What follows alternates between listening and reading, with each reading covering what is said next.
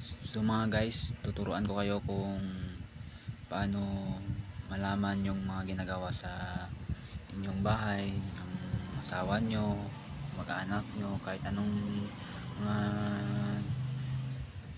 nangyari sa loob ng bahay nyo guys. Ito guys, tuturuan ko kayo guys kung paano guys ma-review yung mga ginagawa nila guys. Una guys, punta tayo ngayon sa ating guys, Play Store guys. Pinutin lang natin yung Play Store guys, and then type lang natin guys yung recorder on mobile phone guys, CCTV mobile phone guys. Ito guys sa baba guys. And then guys, open lang natin guys kung naka-download, download nyo na lang guys, pero sa akin naka-download na ako guys open ko na lang. Then guys, nandito na tayo sa ating video recorder and screen lock mode. Pinutin na natin yung guys, yung get started. And then dito guys, mayroong apat na pagpipilian guys. Una guys, pinutin lang natin yung settings guys. And then dapat yung sa taas guys, dapat naka normal lang.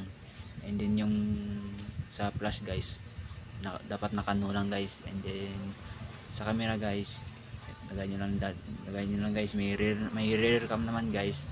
So sa akin front lang, pero hindi malata guys. And then yung sa screen lock guys, yes nyo lang guys.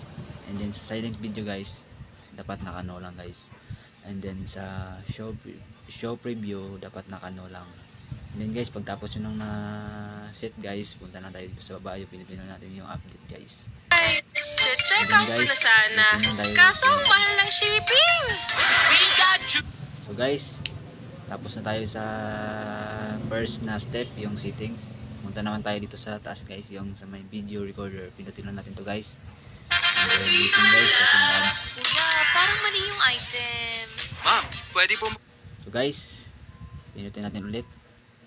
And then guys, ito na guys, dapat malaki pa yung inyong percentage guys, yung percent ng inyong cellphone guys.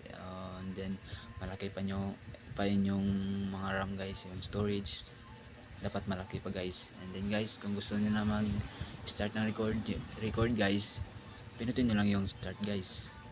Automatic guys, ma-off yung inyong phone guys. And guys, tignan nyo guys, i-off ko guys, start natin.